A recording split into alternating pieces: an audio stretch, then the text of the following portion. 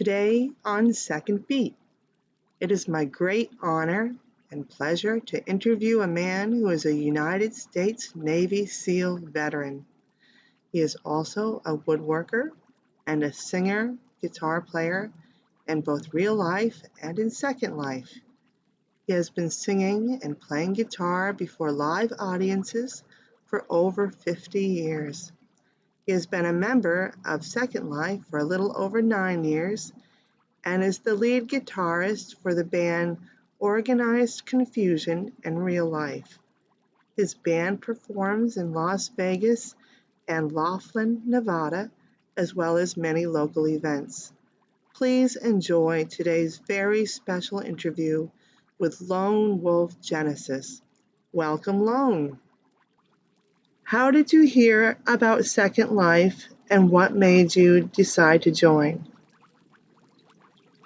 Well, I was on a site where it was like a big chat room, and you go into separate rooms and you raise your you click on raise your hand and you stand in line, and all you see is a name and a hand, and you move up the line as everyone sings one song, and then after you get to the top, you do your song, and then you drop your hand, go down to the bottom, which could take, anywhere from an hour to 2 hours to get to the top again. And there was a lady that said, you need to come over to Second Life. I had no clue what Second Life was. She goes, you can make a lot of money over there. Well, I'm not interested in making money, not on this game. I'm not one to go in and price gouge all these clubs saying, I'm worth 5,000, 8,000, 10,000 lindens for an hour show. I make enough money in real life that doing my music, and Second Life is something here that I can bring my talent and let others enjoy it. And I tried to get into Second Life the first time, and it told me, you can't get in here because you don't have a right graphics card. So I had to slowly wait until I got enough money to buy a new computer. And when I did, I tried to get back into Second Life, and I forgot my original avatar's name. So I had to make up a whole new avatar and everything else, and here I am. Yeah. Have you been performing live music in Second Life for about 9 years then? Yes. I've been. The first day I came into Second Life, a lady set up a show at a club for me, and I, I didn't even have, I don't know if you can go back to what 10 years these avatars look like when you first come in. But the big hands and, big feet and arms that stretched all the way down to the floor wasn't a very pretty sight. But but I was up on stage and I was doing a show and that, and the very first day. And would you say that there was a learning curve to actually stream your music in world? Well, to learn to stream, I already had I had already learned how to stream before I came into Second Life. So that didn't bother me. I already had my computer and everything set up for all that.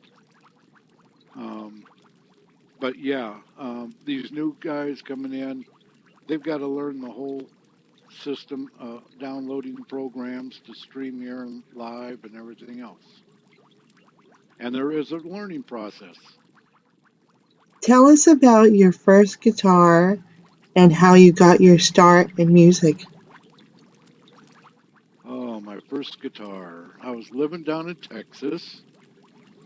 Um, I was about 6 years old, and the elementary school that I went to, one of the teachers used to sit there and play his guitar for us. Older gentleman, he was Spanish, and I loved how that guitar sounded. And after school, I would go. He only lived a couple of doors down, and after school, I'd go down there and listen to him when I could. I really wanted to learn how to play, so he gave me one of his old guitars and started teaching me, and I've still got that guitar to this day. And you and your brother started performing at um, at a local pizza place. Okay, we moved to California. My dad worked for General Telephone, and he got transferred to California, so we moved out there. Me and him would sit there and mess around in the garage, playing our guitar and that, and writing songs. And one day, a couple other kids came by and said, "Oh, wow, we play this and this." So we ended up forming a little band and played for a couple of the high school dances and that. And the local Shakey's Pizza Parlor, which I don't even think there is a Shakey's Pizza Parlor anymore, but they used to have bands come in there and play and that. So we decided we're going to talk to the owner, and our pay for playing there was all the pizza we can eat and all the soda we can drink. Well, when you're talking about five teenage boys, man, they can wipe out a pizza place. I mean, we could go through the pizza there. But we would play and have a good time. But that's where we first started out, is the high schools and the Shakey's Pizza Parlor. That's a great story. You have said that your mother was Apache and that your father was German. How has your multicultural heritage influenced your life as a musician? Well, it's it's kept me oh,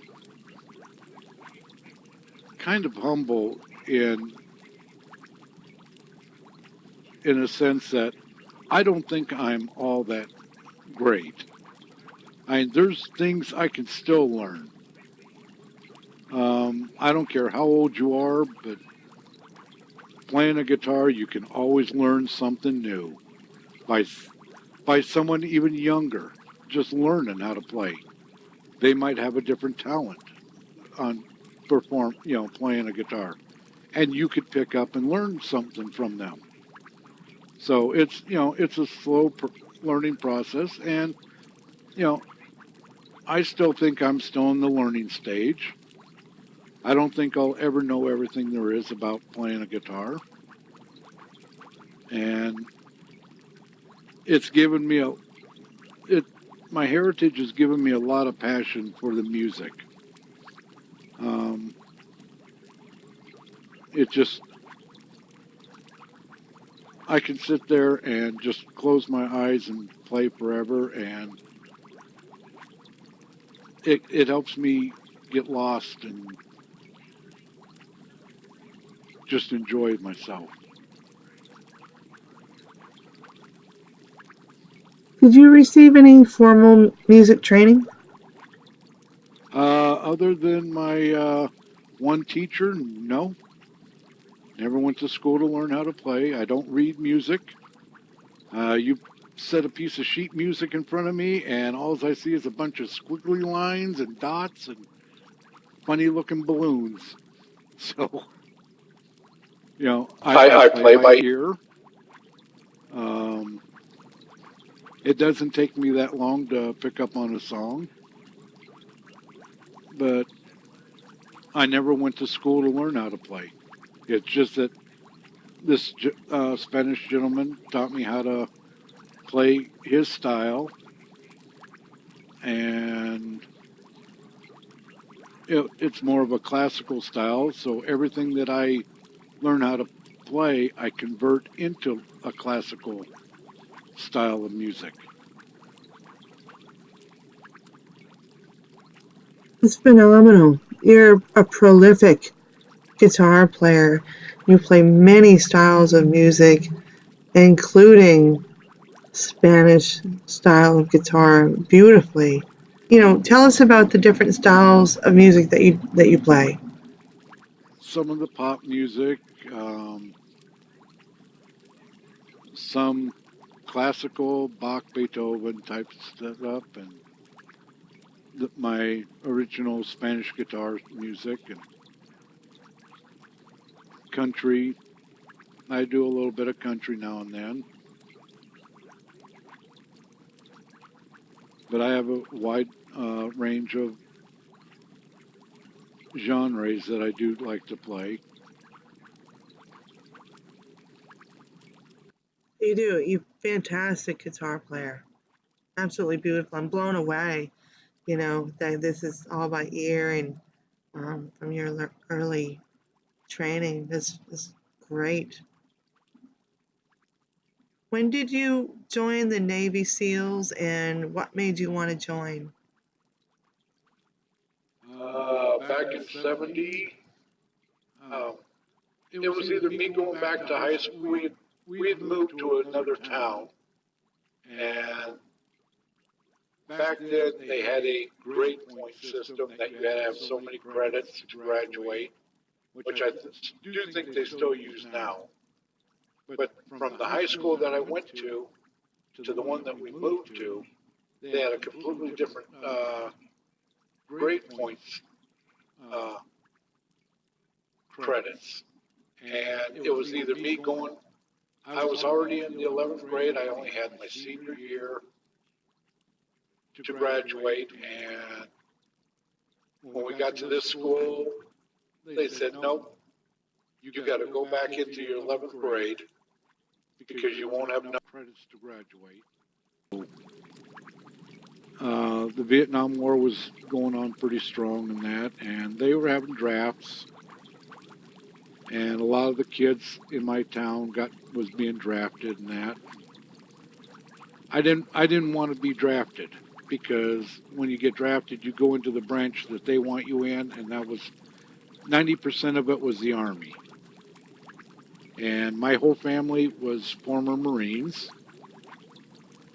So my dad sat down and said, well, you either go back to high school or you join the Marines.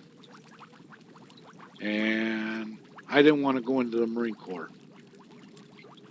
So I went down to the recruiting station and I looked at the Navy enlistment papers.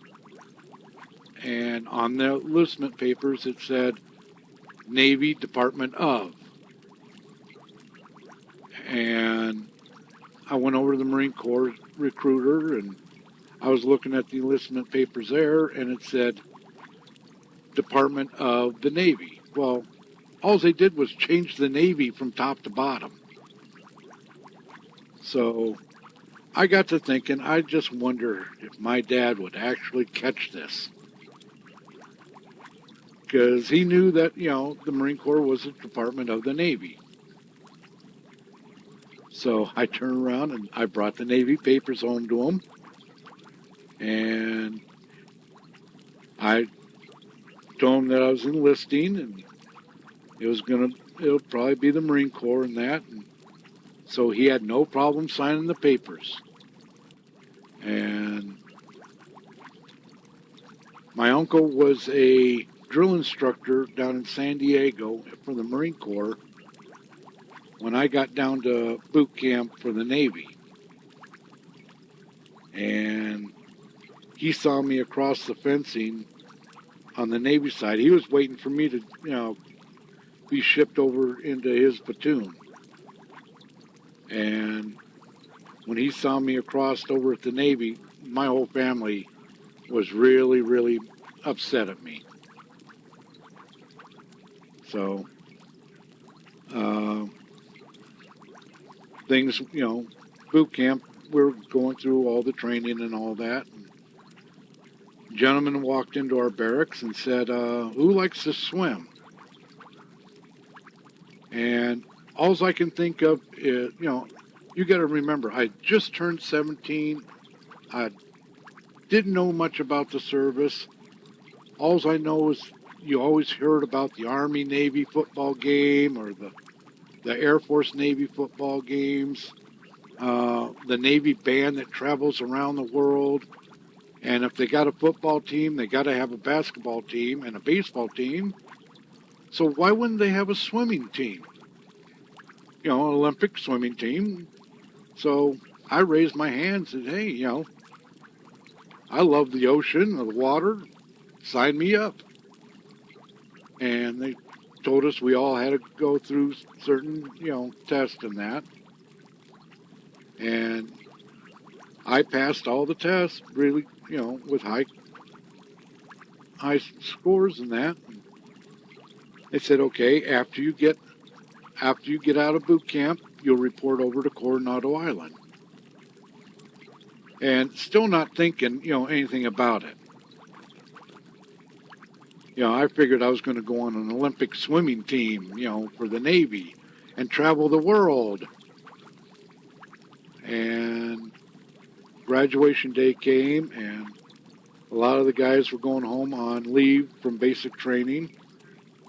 And my dad and uncle and that was all there, family, and they were waiting for me to go get my bags and everything else because we were all going to go home and celebrate and everything else, even though they were still mad at me for joining the Navy. And I told them, well, I'm not going home. And they couldn't figure out, well, why not? I mean, everyone else is going home. And I told them, well, I've got to report over to Coronado Island the next day. And my uncle's face just dropped. He goes, you know what you're getting into? I said, yeah, I'm going to be on the Navy Olympic swim team. He goes, no, you're going to become a Navy SEAL. I said, well, okay, if that's what we're called, then that's what we're called, And come to find out, it was not the kind of swimming team I was expecting, but there was 286 guys that tried out for it in our unit, and only 36 of us graduated. The rest all dropped out or didn't make it. That's shocking. And your story has been funny too, but oh my God, that's amazing. So then what happened? Well, I went through training and everything else. I came home for leave and that. And we were all reported back to Coronado Island. And we were shipped out from there. Our orders were for Hawaii, for our home base, which, that was great for me. I loved Hawaii. I've been there a couple of times. And we got on the plane. They took off and that. And then our lieutenant come walking back through and said, okay, you guys need to make sure all your records are inside that envelope. All your pay records, your medical records, transfer records, everything has got to be inside there. So when we land, we can get you all set up and start getting you paid and everything else. Well, we all started opening our manila envelope, and there was a second manila envelope inside that one, canceling the first orders, saying you're headed to Da Nang, which was a base over in Vietnam. Oh my word. Did your jaw So, drop? It must have. well, we all kind of figured,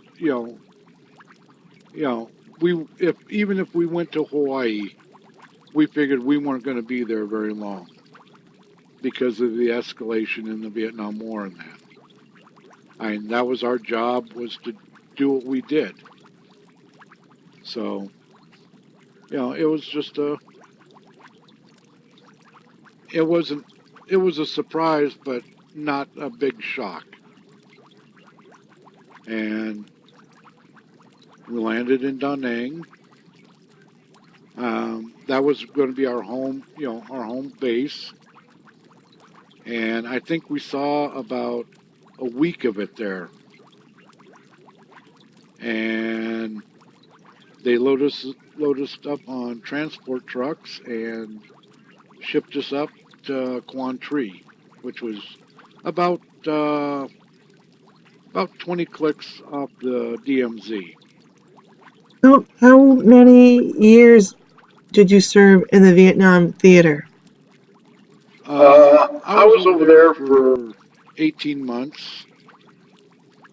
Um, it was a tour and a half. Our second tour, we had lost so many of our team that they pulled us out, and because you don't just replace fresh men in a SEAL team, because you train with these guys morning, noon, and night. Your whole,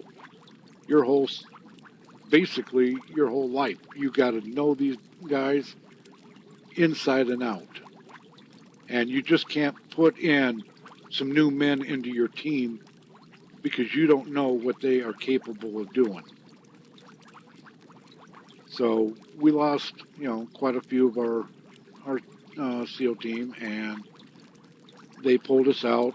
Um, Went back to the Philippines for R&R, and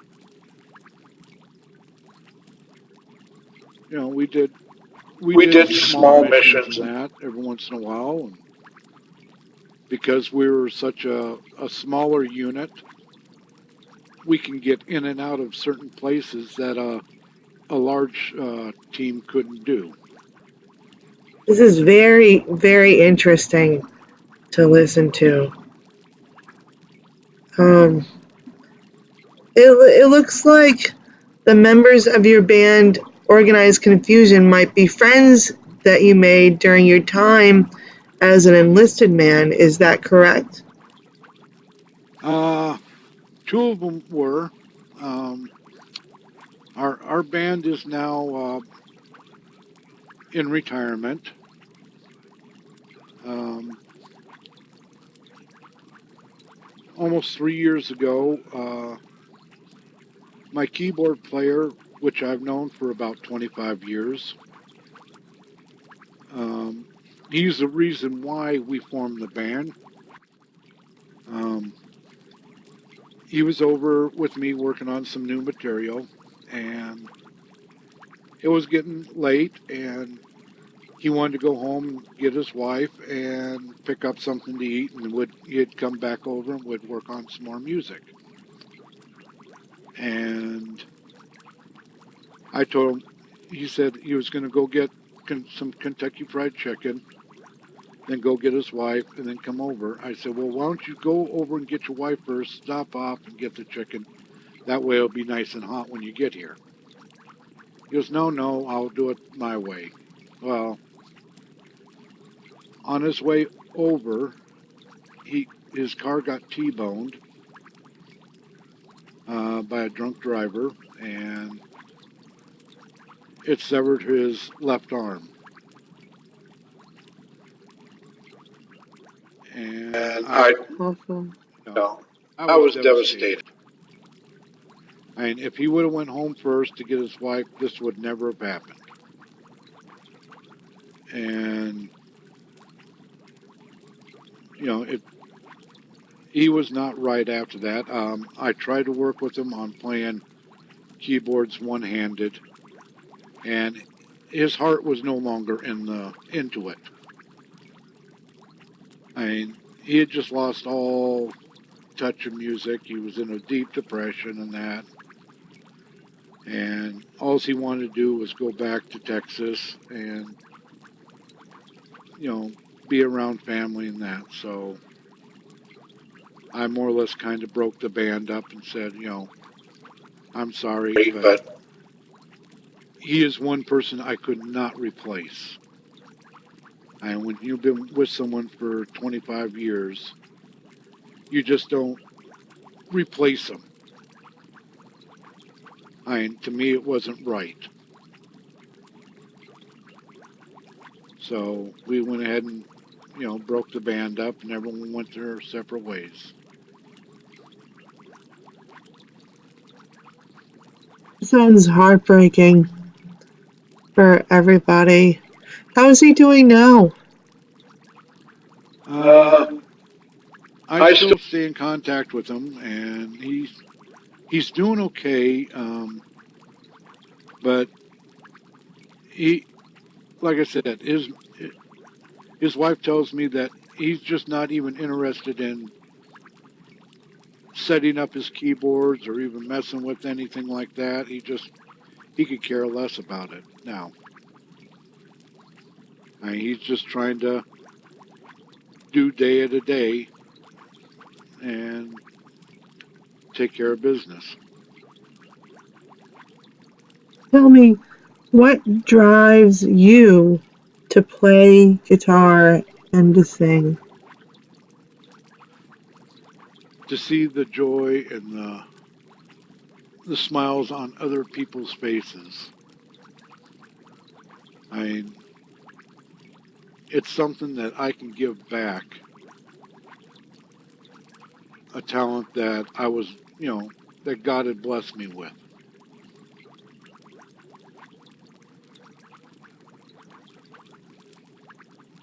And you also participate in charitable works. You were telling me about a huge baking project you were undertaking to support an organization at one time. Can you tell us more about that? Well, when I was in Texas and that, I used to, right after Thanksgiving, I used to start baking fudge and cookies and different candies, banana breads, and dividing it all into little portion, boxes and that, abused and neglected children. They had a home there for them. And I would play Santa Claus and get dressed up and, just hand out the boxes and everything else.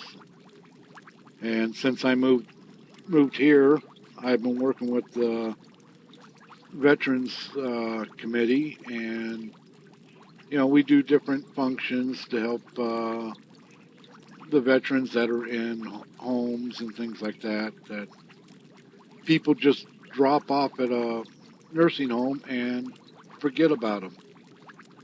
So we do a lot for the veterans here.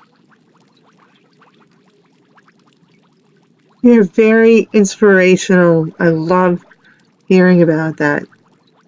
You're a great mentor to everybody. That's great. And I believe, are you a single dad? Yes, I am. So that's your son in the photos that you showed me. Can I include those on your feature page? Okay. But he was my step grandson.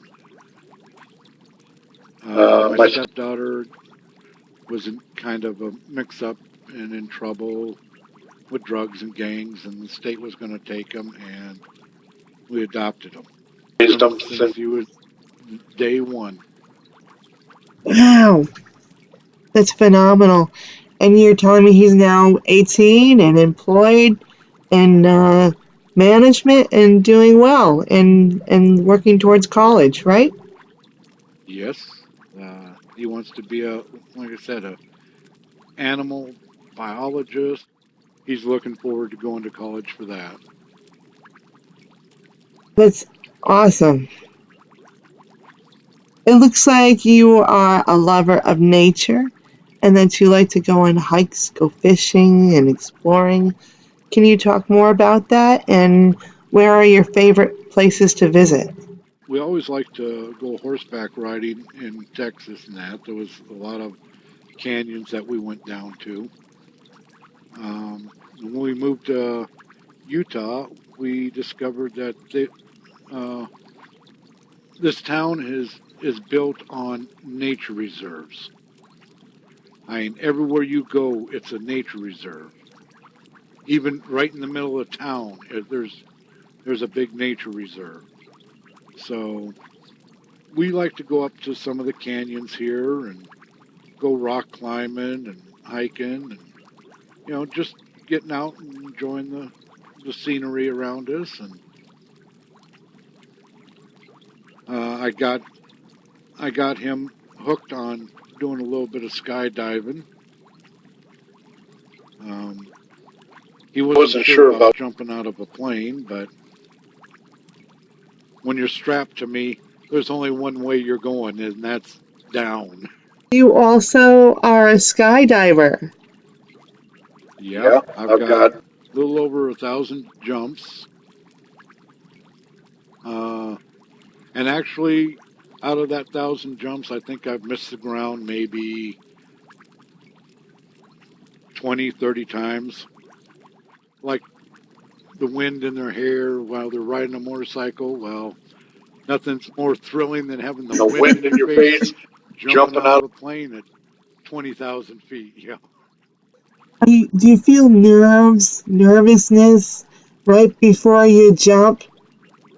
No, No, it's just a second nature now. I've done so many that it just open the door and just the first step you take, the rest of it's all downhill. How many pieces have you made of furniture? Oh, I don't know, maybe 300 cabinets. Um, the Native American walking sticks, I've probably made about 80 of them. Um, Regular wood carvings that you hang on a wall, I've probably made about 200 or 300 of them. Did some carvings and that, cabinets. But, if I'm not playing guitar, I'm usually working on my woodworking or, just enjoying, enjoying life. You're just a busy, busy guy all the time. Well, I didn't do this in just 1 year. It's over a period of time. What would you like to say to your fans? And what would you like to say about your Second Life experience so far? Well, I've really enjoyed my Second Life experience, and as for my fans, I can't thank them enough. I If it wasn't for the fans and the clubs, none of us would be here. Um, their support, their love, and everything else is overwhelming. Thank you so much, so very much for joining me today on Second Beat. I've greatly enjoyed hearing your stories. They're funny to listen to now, but I bet they were not, some of them weren't at the time, but they made, you have a very colorful life, very full and rich life, and I thank you so much for sharing it with us. Okay. This is one of my favorite songs.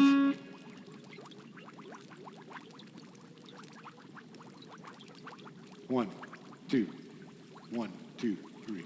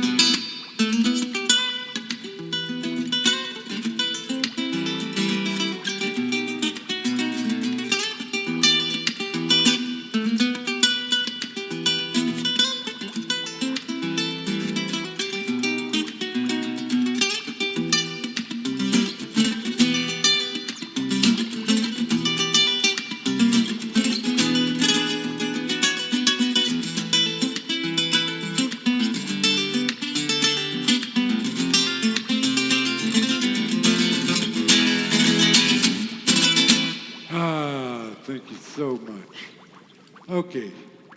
Like I said, I play several different guitars, so we're going to switch our guitar because we want to do this next one.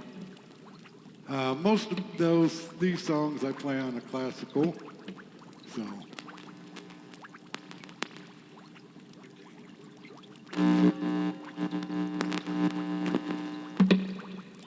All right. Let's see here. Here we go.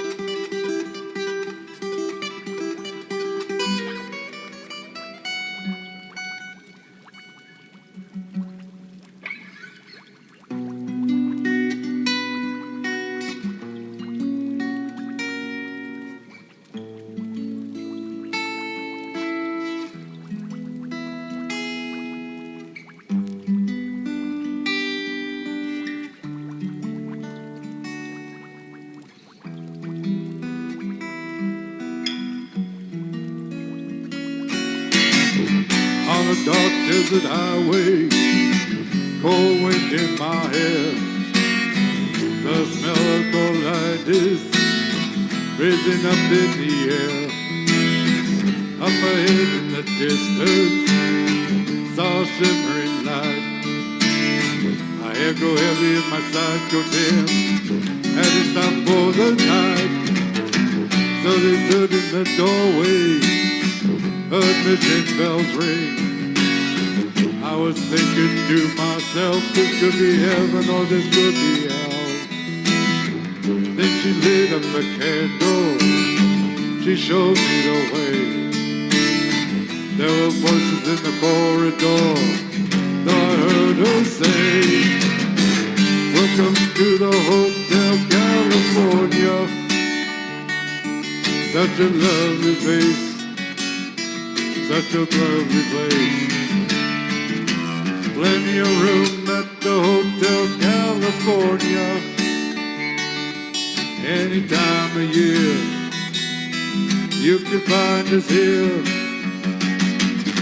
Her mind Tiffany twisted. She got Mercedes Benz. She got plenty boys that she calls her friends. How they dance in the courtyard, sweet simmering sweat. Some dance to remember, some dance to forget. So I called up the captain, please bring me my wine. He said I haven't had the spirit here since 1969. Though the voices would call it from far away. Wake up in the middle of the night just to hear them say, welcome to the Hotel California. Such a lovely place. Such a lovely place. Living it up at the Hotel California. What a nice surprise. Bring your alibis.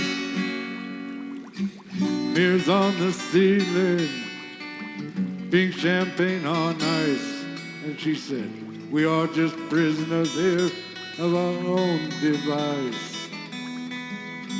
And the master chambers, they gathered for the feast. They stab it with their steely knives, but they just can't kill the beast. Last thing I remember, I was running for the door. Had to find that passage back to the place I was before. Relax is the night man. We are programmed to receive. You can check out anytime you like, but you can never leave.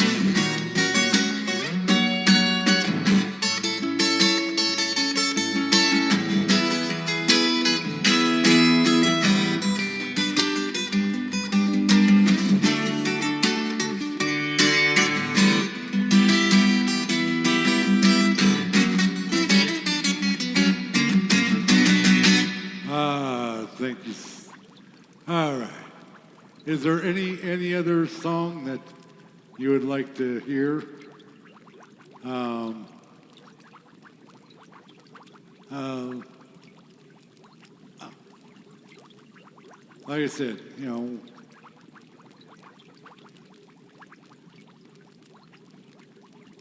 is there any kind of special song you want to?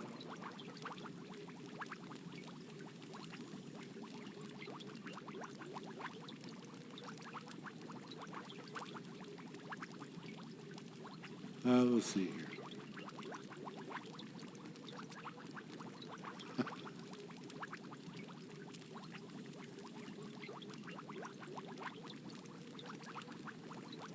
I see you typing.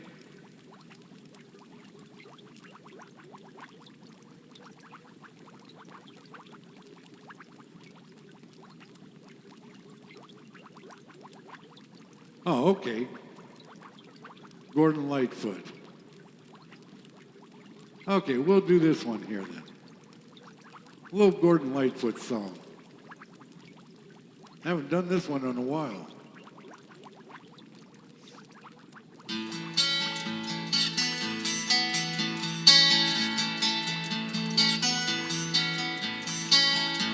If you could read my mind, love, what a tale my thoughts could tell. Just like an old-time movie about a ghost from a wishing well.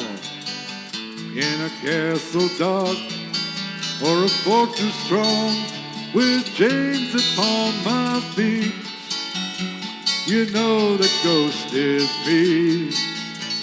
And I will never be set free as long as I'm the ghost that you can't see.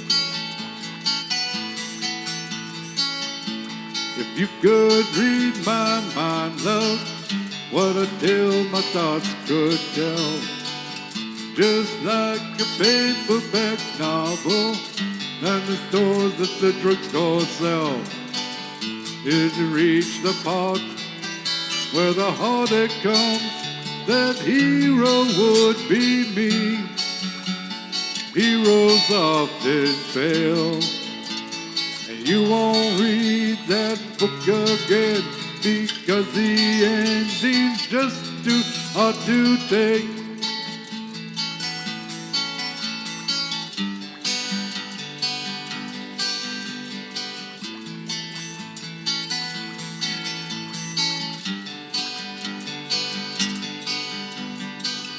I'd walk away like a movie star who gets burned in a three-way script into number 2.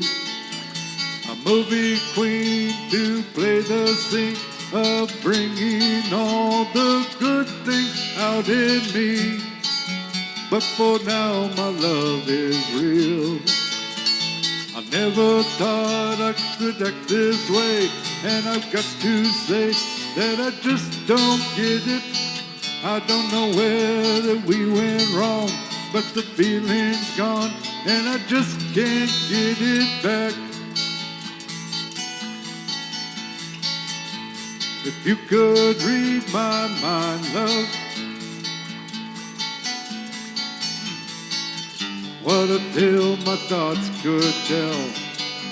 Just like an old-time movie about a ghost from the wishing well. In a castle dark or a fortress strong with chains upon my feet, the story always ends.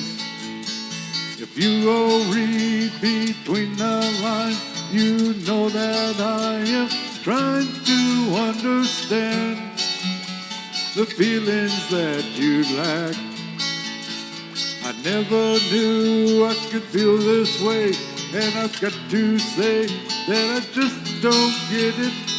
I don't know where that we went wrong, but the feeling's gone, and I just can't get it back. Ah, there you go.